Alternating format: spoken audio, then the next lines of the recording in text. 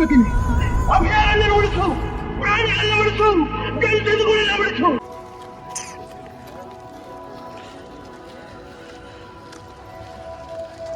So finally Hampi Virupaksha temple ಹತ್ರ ಬಂದಿದ್ದೀವಿ. ಈಗ ಒಬ್ಬರು ಗೌರ್ಮೆಂಟ್ ಗೈಡ್ನ ಹಾಕ್ಕೊಂಡು ಇಡೀ ಹಂಪಿ ಸುತ್ತಿಸ್ಬೇಕು. ಫುಲ್ ಇನ್ಫಾರ್ಮೇಷನ್ ಕಲೆಕ್ಟ್ ಮಾಡೋದೆ. ನೋಡೋಣ, ಇಲ್ಲಿ ಸಿಕ್ಕಾರಂತೆ ವಿರೂಪಾಕ್ಷ ಟೆಂಪಲ್ ಹತ್ರ ಗೈಡು. ಒಬ್ಬರು ಹುಡುಕ್ಬಿಟ್ಟು ಕರ್ಕೊಂಡು ಹೋಗ್ಬೇಕು. ಈಗ ನೋಡಿ, ಇಲ್ಲಿಗೆ ಬಂದಮೇಲೆ ಒಂದು ಗೌರ್ಮೆಂಟ್ ಗೈಡ್ ಹಾಕ್ಕೊಂಡೆ. ನೋಡಿ, ಇವರೇ ಗೌರ್ಮೆಂಟ್ ಗೈಡು, ನಮ್ಮ ಗೈಡ್ ಇವರು. ಹಾಂ, ಹೇಳಿ ಸರ್. ಸರ್, ಈಗ ನಾನು ಈಗಾಗಲೇ ಮ್ಯಾಪ್ ತೋರಿಸ್ದೆ. ಹಂಪಿಯಲ್ಲಿ ಏನೇನು ನೋಡಬೇಕಾದಂಥದ್ದೆಲ್ಲ ತೋರಿಸಿದೆ. ಆಮೇಲೆ ಇಷ್ಟೆಲ್ಲ ಸ್ಥಳಗಳನ್ನು ನೋಡಿದ ನಂತರ ನಿಮ್ಮೂರಿಗೆ ಹೊರಟೋಗ್ಬಿಡ್ತೀರಿ. ನಿಮಗಿಂತ ಮುಂಚೆ ಹಂಪಿ ನೋಡಿದ್ರೆ ಕೇಳ್ತಾರೆ, ಇವೆಲ್ಲ ಹಂಪಿಗೆ ಹೋಗಿದ್ರಲ್ಲ, ಹಂಪಿಯಲ್ಲಿ ಏನೇನು ನೋಡ್ಕೊಂಬಂದ್ರಿ. ಸಹಜವಾಗಿ ಇಷ್ಟೆಲ್ಲ ಸ್ಥಳ ಹೇಳ್ತೀವಿ. ಆದರೆ ಹಂಪಿಯಲ್ಲಿ ಒಂದು 3 ತಲೆ ಬಸವ ಇದೆ ಕಲ್ಲಿಂದ, ಅದನ್ನ ನೋಡಿದ್ರೆ ಅಂತ ನಿಮ್ಗೆ ಕೇಳ್ತಾರೆ. ನೀವು ನೋಡಿಲ್ಲ ಅಂದರೆ ನೀವು ಹಂಪಿಗೆ ಹೋಗಿಲ್ಲ ಅಂತ ಅರ್ಥ. ಆದ ಕಾರಣ ಇಷ್ಟೆಲ್ಲ ನೋಡೋದಕ್ಕಿಂತ ಮುಂಚೆ ಆ 3 ತಲೆ ಬಸವ ನೋಡಿ ಸರ್, ನಿಮ್ಮ ಪಕ್ಕದಲ್ಲೇ ಇಲ್ಲಿದೆ ಸರ್. ಈಗ ನೀವು ನಮ್ಮ ಭಾರತದಲ್ಲಿ ಯಾವುದೇ ಶಿವನ ದೇವಸ್ಥಾನಕ್ಕೆ ಹೋಗಿ ನೋಡಿ, ಆ ರೀತಿ ನಂದಿಯನ್ನು ನೋಡ್ತೀವಿ ಸಹಜವಾಗಿ. ಸರ್, ಇದು ಮಾತ್ರ 3 ತಲೆ ಇದೆ. ಇದಕ್ಕೋಸ್ಕರ ಇಲ್ಲಿ 3 ತಲೆ ಮಾಡಿದ್ದಾರೆ ಅಂದರೆ, ಒಳಗಡಿರ್ತಕ್ಕಂಥ ಶಿವನಿಗೆ ವಿರೂಪಾಕ್ಷ ಅಂತ ಹೆಸರು. ಸೊ ಈ ಒಂದು ವಿರೂಪಾಕ್ಷನಿಗೆ ಒಂದು ದಿನಕ್ಕೆ ತ್ರಿಕಾಲ ಪೂಜೆ ಮಾಡ್ತಾರೆ. 3 ತಲ ಪೂಜೆ ಅಂದರೆ ಪೂಜೆ ಜೊತೆಗೆ ನೈವೇದ್ಯ ಕೂಡ ಇರ್ತದೆ. ಇದು ಭಾಳ ಇಂಪಾರ್ಟೆಂಟ್. ಆಮೇಲೆ ಅಭಿಷೇಕ ಇರ್ತದೆ. ಹಾಗಾಗಿ ಬಿಡಿ ನಂದಿಗಳ ಪೂಜೆ ಮಾಡಬಾರ್ದು ಅಂತೇಳಿ ಒಂದೇ ದೇಹದಲ್ಲಿ 3 ತಲೆ ಕೆತ್ತನೆ ಮಾಡ್ತಾರೆ. ಸೊ ಇದನ್ನು ನಾವು ಹೇಳ್ಬೋದು ಬ್ರಹ್ಮ, ವಿಷ್ಣು, ಮಹೇಶ್ವರ, ಭೌತಕಾಲ, ವರ್ತಮಾನ ಕಾಲ ಮತ್ತು ಭವಿಷ್ಯತ್ ಕಾಲ ಅಂತ ಕರಿತೀವಿ. ಆಮೇಲೆ ಹಿಂದೂ ಸಂಪ್ರದಾಯ ಪ್ರಕಾರ ಒಂದು ವಿಗ್ರಹ ಭಿನ್ನ ಆದರೆ ಪೂಜೆ ಇಲ್ಲ ಅದಕ್ಕೆ. ಹಾಗಾಗಿ ಸ್ವಲ್ಪ ಇದು ಕಟ್ಟಾಗಿದೆ ಪೂಜೆ ಎಲ್ಲ.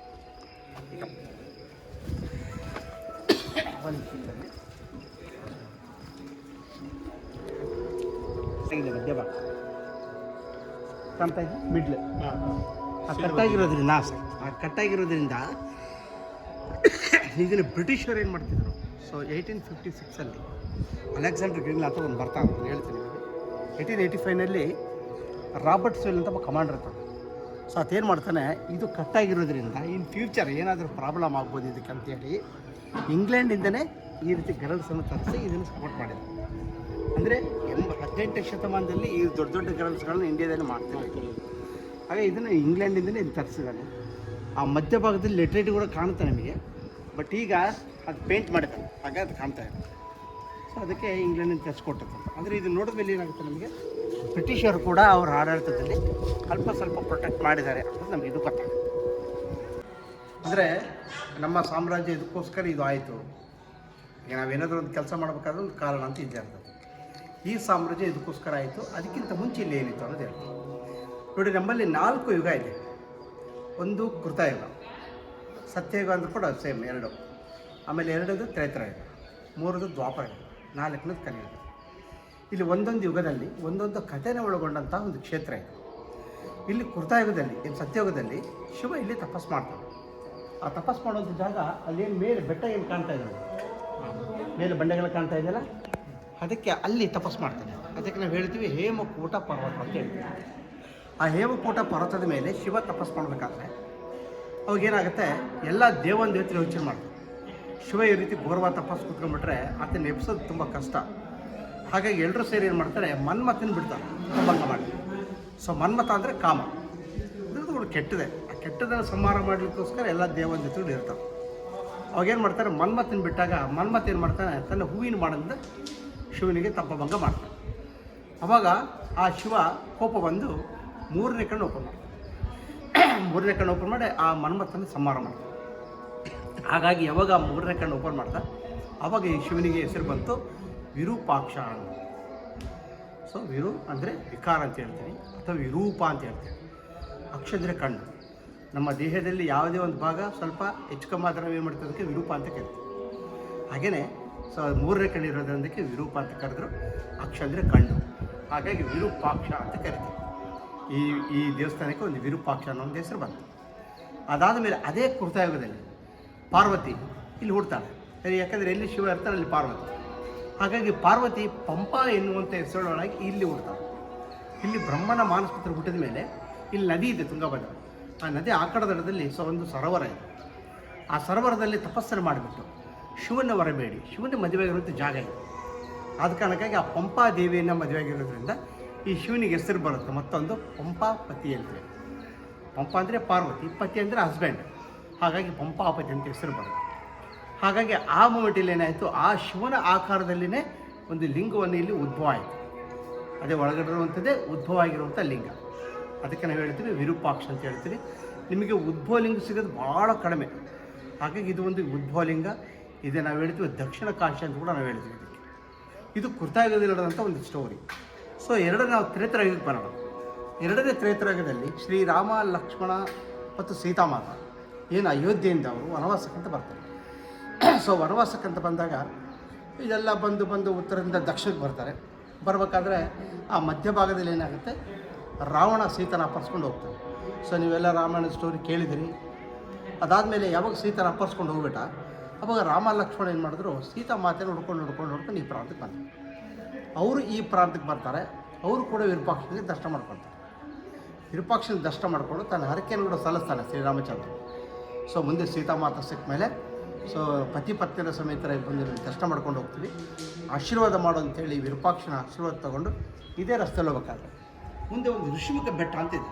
ನಿಮಗೆ ಕಡಲೆಕಾಳ ಗಣಸದಿಂದ 5 ಬೆಟ್ಟಗಳು ತೋರಿಸ್ತೀನಿ ನಿಮಗೆ. ಆ ಋಷಿಮುಖ ಬೆಟ್ಟದ ಮೇಲ್ಗಡೆ ಸುಗ್ರೀವ ಮತ್ತು ಹನುಮಾನ್ಜಿ ಇಬ್ಬರು ಕೂತ್ಕೊಂಡಿರ್ತಾರೆ.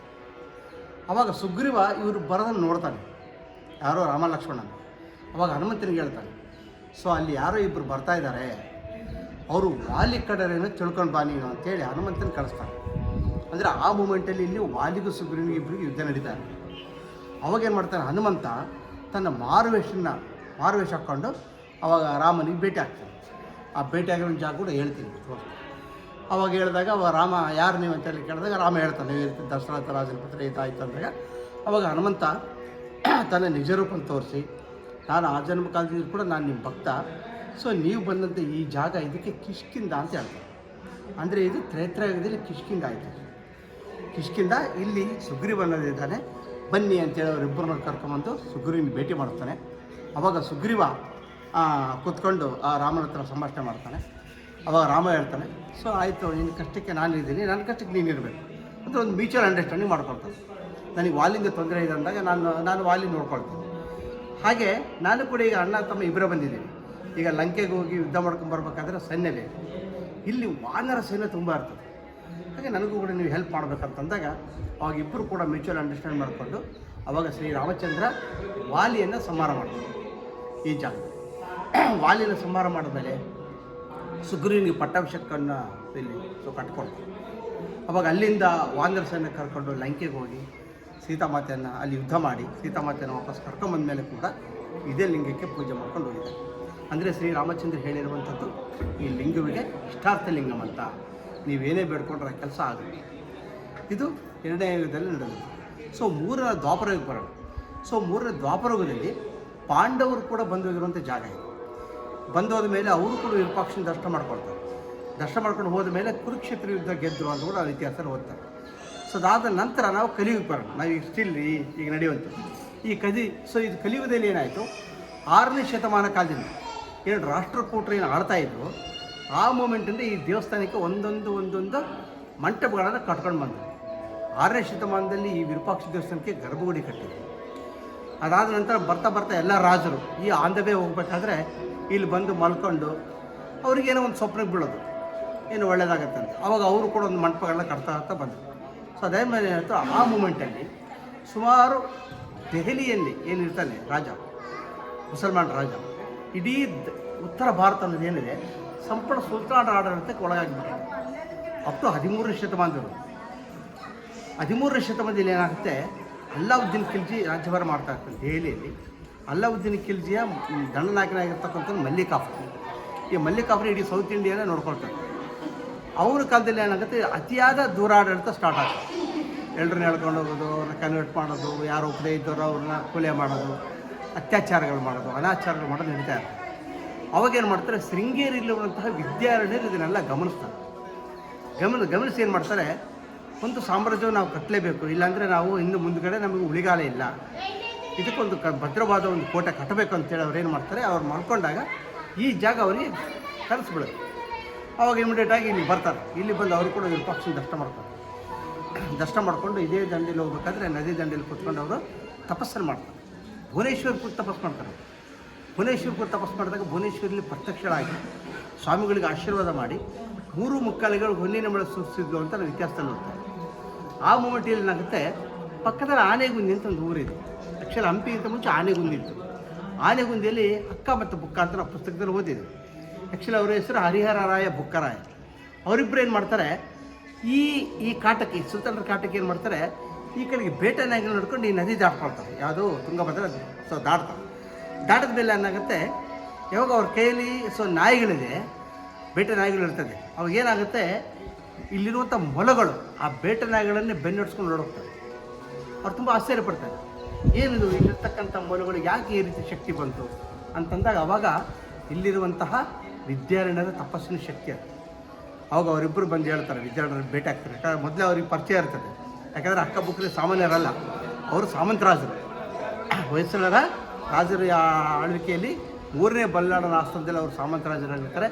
ಅವರಿಬ್ಬರು ಬಂದು ಭೇಟಿ ಆದಾಗ ಆಗ ವಿದ್ಯಾರಣ್ಯರು ಅವರಿಬ್ಬರು ಕೂಡಿಸಿ ಹೇಳ್ತಾರೆ, ಈಗ ನಾವು ಭಾಳ ಅಳುವಿನಂಚಿನಲ್ಲಿದ್ದೇವೆ, ನಾವು ಸಾಮ್ರಾಜ್ಯವನ್ನು ಸ್ಥಾಪನೆ ಮಾಡೋಣ, ಅನುಗ್ರಹ ಆಗಿದೆ, ತಾಯಿ ಅನುಗ್ರಹ ಆಗಿದೆ, ವಿರೂಪಾಕ್ಷ ಅನುಗ್ರಹ ಆಗಿದೆ ಅಂತೇಳಿ 1336 1336 ಅವರು ಈ ಸಾಮ್ರಾಜ್ಯ ಅವಾಗೇನು ಮಾಡ್ತಾರೆ, ಅವರು ಯಾವಾಗ ಇಲ್ಲಿ ಆಯಿತು ಅವಾಗ ವಿದ್ಯಾರಣ್ಯರು ಏನು ಮಾಡ್ತಾರೆ, ಇಡೀ ದಕ್ಷಿಣ ಭಾರತದಲ್ಲಿರ್ತಕ್ಕಂಥ ಎಲ್ಲ ರಾಜರನ್ನು ಭೇಟಿ ಆಗ್ತಾರೆ. ಭೇಟಿಗೆ ಅವರಿಗೆಲ್ಲ ಮನವೊಲಿಸ್ತಾರೆ, ಈ ರೀತಿ ನಾವು ಒಂದು ಅಳಿವಿನಂಚಲ್ಲಿದ್ದೇವೆ, ಸಾಮ್ರಾಜ್ಯವನ್ನು ಮಾಡಿದ್ದೀವಿ, ನೀವೆಲ್ಲರೂ ತನುಮನ ಧನವನ್ನು ಅರ್ಪಿಸಿರಿ ಅಂತೇಳಿ ಅಂದಾಗ ಅವಾಗ ಎಲ್ಲ ರಾಜರು ಇದಕ್ಕೆ ಸಪೋರ್ಟ್ ಮಾಡ್ತಾರೆ. ಅವಾಗಿರುವಂಥವ್ರು ಕಾಕತೀಯರಿದ್ದರು, ದ್ವಾರಸಮುದ್ರ ಇದ್ದರು, ಚಾಲುಕ್ಯರಿದ್ದರು, ಸಣ್ಣ ಪುಟ್ಟ ರಾಜರು ಅವರಲ್ಲಿ. ಯಾಕೆ ಯಾರು ಚಕ್ರವರ್ತಿಗಳಾಗಿಲ್ಲ, ಯಾಕಂದರೆ ಸುಲ್ತಾನರ ಆಡಳಿತ ಆಗಿತ್ತು. ಅವ್ರ ಕೈಲೆಲ್ಲ ಸೋತೋದ ಮೇಲೆ ಚಕ್ರವರ್ತಿಗಳು ಯಾರೂ ಇಲ್ಲ. ಹಾಗಾಗಿ ಏನು ಮಾಡಿದ್ರೆ ಎಲ್ಲರೂ ಇದು ಸಪೋರ್ಟ್ ಮಾಡ್ತಾರೆ. 1336 ಸಾಮ್ರಾಜ್ಯ ಮಾಡಿದ ಮೇಲೆ ಅಲ್ಲಿಂದ 1565 1565ವರೆಗೆ 4 ವಂಶಗಳು ಈ ವಿಜಯನಗರದ ರಾಜ್ಯಭಾರ ಮಾಡ್ತಾರೆ. ಅದರಲ್ಲಿ ಮೊದಲನೇದಾಗಿ ನಾವು ಹೇಳ್ತೀವಿ ಸಂಗಮ ವಂಶ, 2ದು ಸಾಳುವ ವಂಶ, 3ದು ತುಳು ವಂಶ, 4ನೇದು ಅರಿವಿಡ ವಂಶ ಅಂತೇಳಿ. ಇಡೀ 4 ವಂಶಗಳಲ್ಲಿ 23 ಚಕ್ರವರ್ತಿಗಳು ಈ ವಿಜಯನಗರದ ರಾಜ್ಯಭಾರ ಮಾಡ್ತಾರೆ. ಅದರಲ್ಲಿ ಅತಿ ಫೇಮಸ್ ಆಗಿರುವಂಥ ರಾಜರು ಹರಿಹರ, ಬುಕ್ಕ, ಪುರಡದೇವರಾಯ, ಶ್ರೀಕೃಷ್ಣ ದೇವರಾಯ, ಸದಾಶಿವರಾಯ ಬಂದ, ಹಳೆಯ ರಾಮರಾಯ ಬಂದ, ಹೀಗೆ ರಾಜರು. ಅದರಲ್ಲಿ ಅತಿ ಫೇಮಸ್ ಆಗಿರುವಂಥ ರಾಜ ಶ್ರೀಕೃಷ್ಣ ದೇವರಾಯ ಅಂತ ನಾವು ಇತಿಹಾಸದಲ್ಲಿ ಓದ್ತೇವೆ. ಶ್ರೀಕೃಷ್ಣ ದೇವರಾಯರ ಬಂದ ಮೇಲೆ ಏನಾಗುತ್ತೆ, ಅವ್ರು 1509 ಅವ್ರ ಪಟ್ಟಾಭಿಷೇಕ ಆಗುತ್ತೆ. ಅಲ್ಲಿಂದ 21 ವರ್ಷ ಕಾಲ ಆತ ರಾಜ್ಯಭಾರ ಮಾಡ್ತಾರೆ. ಆ 21 ವರ್ಷ ಕಾಲದಲ್ಲಿ ಹಂಪೆಗೊಂದು ಸುವರ್ಣ ಯುಗ ಅಂತ ಒಂದು ಹೆಸರು ತಂದು ಕೊಡ್ತಾರೆ. ಅಂದರೆ ಹಂಪೆಯಲ್ಲಿ ಮುತ್ತು, ರತ್ನ, ವಜ್ರ, ವೈಢೂರ್ಯಗಳನ್ನು ರಾಶಿಯಾಗಿ ಹಾಕಿ ಸೇರ್ಗಟ್ಟಲೆ ಅರ್ಧ ಮಾಡ್ತಾರೆ. ಆ ಅರ್ಧ ಮಾಡಿದಂಥ ಬಜಾರಲ್ಲಿ ನೀವೇನು ನಡ್ಕೊಂಡು ಬಂದ್ರಿ, ಅದು ಮುಂದಿರುವಂಥದ್ದೆಲ್ಲ ಮುತ್ತರತ್ನ ಮಾರ್ಕೆಟ್. ಸೊ ಇಂಥ ಸಾಮ್ರಾಜ್ಯ ಏನಾಯಿತು, 1565 ಮೊಹಮ್ಮದ್ ಸುಲ್ತಾನರು ದಾಳಿ ಮಾಡ್ತಾರೆ.